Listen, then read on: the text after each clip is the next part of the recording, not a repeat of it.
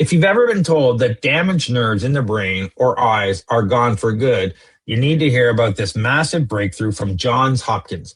We're looking at a discovery that proves our brains are way more like a growing garden than a fixed machine, and it's changing how we think about curing blindness forever.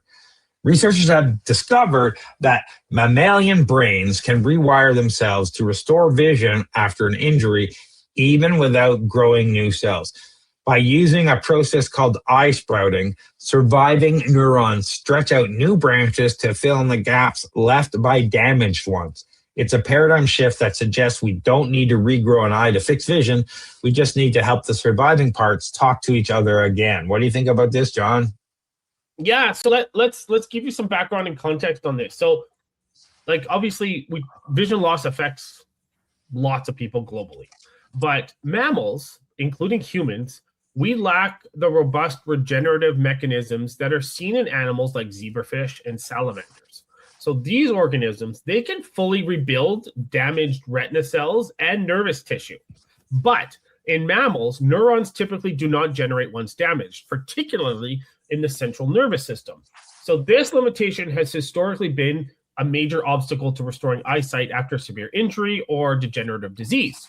So this key finding at the Johns Hopkins University was what they did was they investigated the visual system recovery process after injury in mice. And although they didn't observe the regeneration of neurons, surviving cells in the visual pathway increased their dendritic branching, which is a process known as axon dendrite sprouting, which means that these additional branches, they formed new synaptic connections in the brain that closely approximated to pre-injury connectivity. So they effectively compensated for the lost neurons. And so what this study revealed was that an unexpected adaptive plasticity in mammalian visual circuitry. So what that means is that there is possibility to regenerate in mammals. We just need to figure out that process. But I think this has some promise. Well, we talked a few weeks ago about, apparently we have a third row of teeth that we can stimulate and grow a third row, which, eventually will help dentists and, humans who, need that or want that. This looks like it's a new thing potentially to help us get our vision back. And if you've ever had to have your lens replaced or read up about it on your eye, the more you read up on it, the more you'll actually believe in that we are in a simulation and how vision works, because it's insane that what comes in is a complete, it's like looking through a kaleidoscope. All the crap that comes in and your brain puts all the pieces together and says, oh, this is what it is. And so just reprogramming the eyes or the brain and whatnot to take the receptors and do it from other places. It's amazing that we can do this and retrain it. But when you look into it, it's really freaky how the eye works. And like just the one fact that if you wear glasses that show everything upside down, it takes 3 days for your brain to adjust, and you'll see everything upside right while wearing those glasses. Yeah. And this is just my own insight, but I think the next step to this is how do we leverage the neural branching sprouting that happens to turn that into help with vision loss? Yes. And I don't know if that is something that can be done with just human DNA, like with mammals themselves, or if we need to introduce stuff from zebrafish or other animals in order to help do that. Yeah, I'm not sure. The next step, I'm not sure. Yeah, think of your visual system like a power grid after a storm. Some power lines, neurons, are snapped and can't be fixed. Instead of building a whole new power plant, the surviving lines grow extra branches and reroute electricity around the damage. For a long time, scientists have thought mammals like us were stuck with vision after we have an injury. So now, we have this plan B circuit that we could potentially build that works almost as well. So, we could have better recovery, could lead to new drugs that speed up the brain's natural ability to fix itself after a stroke or accident. Smart rehabilitation, future therapies might focus on exercise that encourage this rewiring rather than just waiting for healing. Since the study found males and females heal differently, future eye treatments will likely be tailored specifically to your biology. The discovery was published in 2024. While it's currently in the mouse study phase, it provides a roadmap for human clinical trials over the next few years. So I'm excited about this. Yeah, me too.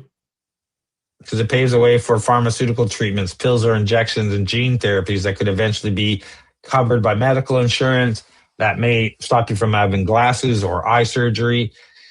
The sprouting isn't perfect. If the brain rewires itself incorrectly, it can lead to maladaptive plasticity, which might cause issues and chronic pain. Critics point out that this works for blurry or partial vision. It can't yet replace thousands of lost cells needed for high detail tasks. Yeah. So we'll have to wait and see what this happens, but I'm excited about it. The one cool thing or interesting thing that I read in the study was that it documented a significant sex-based difference in recovery outcomes. So male mice demonstrated faster and more complete reestablishment of neural connectivity than females.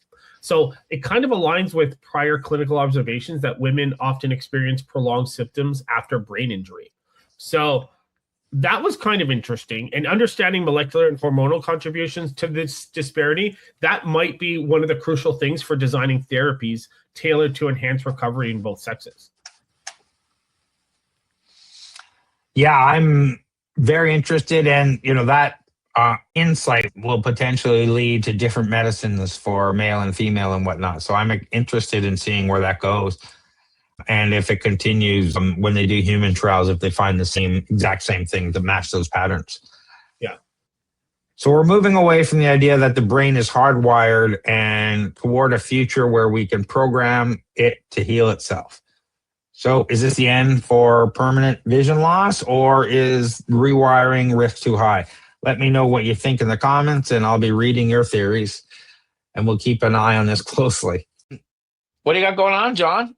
This is stuff that's going out in the next week or so? Yeah, so we've got some events at the Toronto Business Development Center. I'm doing some lunch and learns in person there.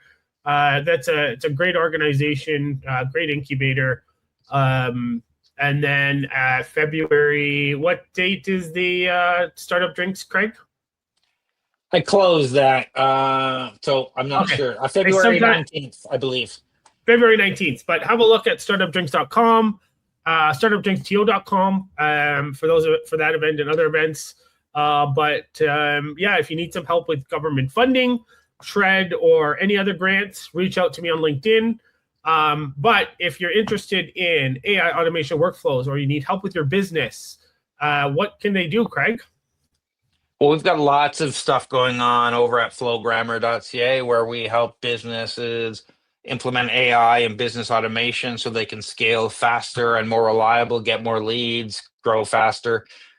We also have a growing community over at flowgrammers.ca where we do Flow Grammar Cafe, we do live build events, we do demo events, we get the community together online and in person several times a month to show and demo and support anybody who's trying to do this, learn automation, end-to-end AI agent building. So check all that out. We have a series of events called Flow Grammar Cafe. The next one's February 6th, March 6th, and April 2nd. We do those right now in partnership with Workhouse, and those are full day drop-in headphones, laptop, and work. And we'll have some experts on site that can help you troubleshoot. And we all kind of do a little walkthrough in the afternoon about what you're working on and, show us what you're working on and stuff. And it's really cool. So check all that out over at flowgrammer.ca and flowgrammers.ca, and coming soon. And you can sign up for this now, flowgramming.space, an AI agent and workflow marketplace where people can buy and sell agents or workflows. So if you're building agents and don't know what to do with them, where to sell them, go over there and check that out. Again, flowgramming.space. Or if you're building workflows, or if you want agents or workflows built, you can go over there and buy them. We have some interesting guarantees, and it's coming soon, so you can get your name on the waiting list right now. That's all we got going on, John. For everything else, go to TorontoStarts.com. I don't even think I mentioned it that whole time. Thanks everyone for watching. All the information about CES, and these interesting things. Any last words, John? No, check out our next episode. We're going to be talking about the weird stuff at CES. So, all right, everyone. Thanks for watching.